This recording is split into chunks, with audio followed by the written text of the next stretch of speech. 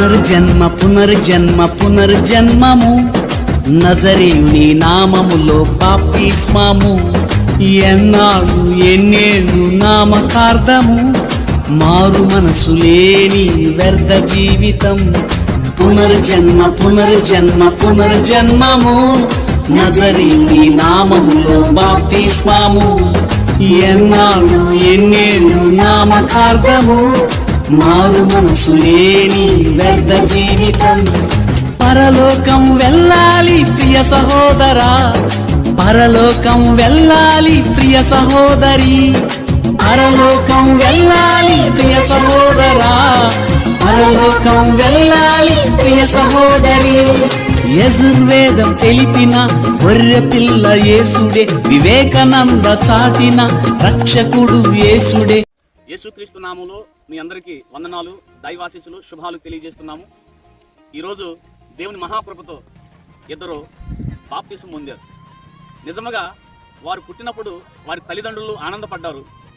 వారిరువురు భార్యాభర్తలుగా జత చేయబడినప్పుడు ఇరువురు కుటుంబ సభ్యులు, బంధుమిత్రులు, సమాజం సంతోషపడింది. అంతేకాకుండా ఈరోజు వారిరువురు లోకంలో నుండి, పాపంలో నుండి, శాపంలో నుండి వేరై సృష్టికర్తకు ప్రతిగా సృష్టిని పూజించే తత్వంలో నుండి వేరై మానవ నిర్మాణకుని విడిచిపెట్టి మానవులు నిర్మించిన వాటికి సాగిలి పడే తత్వంలో నుండి వేరై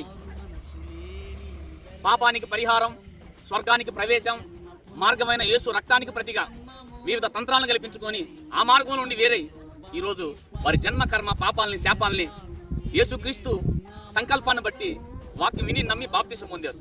ఇది మహా గొప్ప పరలోక పండుగ. ఈరోజు పండుగ ఆడ జరిగింది, అక్కడ ఆనందం జరిగింది.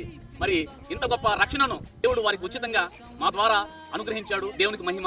ఈ వీడియో చూస్తున్న మీరు కూడా దశాబ్దాలుగా చర్చికి వెళ్తూ ఉంటారు. బాప్తిసం పొందమంటే ఏవో సాకులు వంకలు చెబుతూ ఉంటారు. కానీ భూమి మీద బ్రతుకున్నంత కాలమే నీ ఒంటిలో ఊపిరి, కంఠంలో ప్రాణం ఉన్నంతసేపే నువ్వు సాకులు చెప్పగలుగుతావు. కానీ నీ ఒంటిలో నుండి నీ ఊపిరి ఆగిందనుకో నువ్వు నరకానికి వెళతావు. దేవుడిచ్చిన ఉచితమైన రక్షణను తిరస్కరించి దేవుని సంకల్పమైన బాప్తిస్మాన్ని నిరాకరించి చర్చికి వెళ్ళినా, ప్రార్థన చేసినా, సేవా కార్యక్రమాలు చేసినా, లేదా సంఘంలో పెద్దగా ఉండా, పాటలు పాడినా, వర్షిప్ లీడర్ అయినా, వాక్యం చెప్పేవాడువైనా, సువార్త చెప్పేవాడువైనా, ఈ లోకంలో పెద్ద జ్ఞానమైనా నీకు నరకం తప్పదు. ఈ నరకాన్ని తప్పించుకోవాలంటే దేవుని సంకల్పమైన మారు మనసు రక్షణ బాప్తిసం పొంది పరలోకంలో పండుగ జరిగించే వాతావరణాన్ని నీ కొరకు దేవుడు సిద్ధం చేశాడు. మీరందరూ వెంటనే మీ సంఘాల్లో దేవుడు నిర్ణయించిన సంఘాల్లో దైవజనుల ద్వారా బాప్తిసం పొందాలని కూడా ప్రభు పేరట కోరుతూ ఈ శుభ సందర్భంలో మీరు కూడా రక్షింపబడాలని నా ప్రభుని నిండు మనసుతో కోరుకుంటూ ఈ మాటలు ముగిస్తున్నాను. అందరికీ వందనాలు, దైవాశీస్సులు.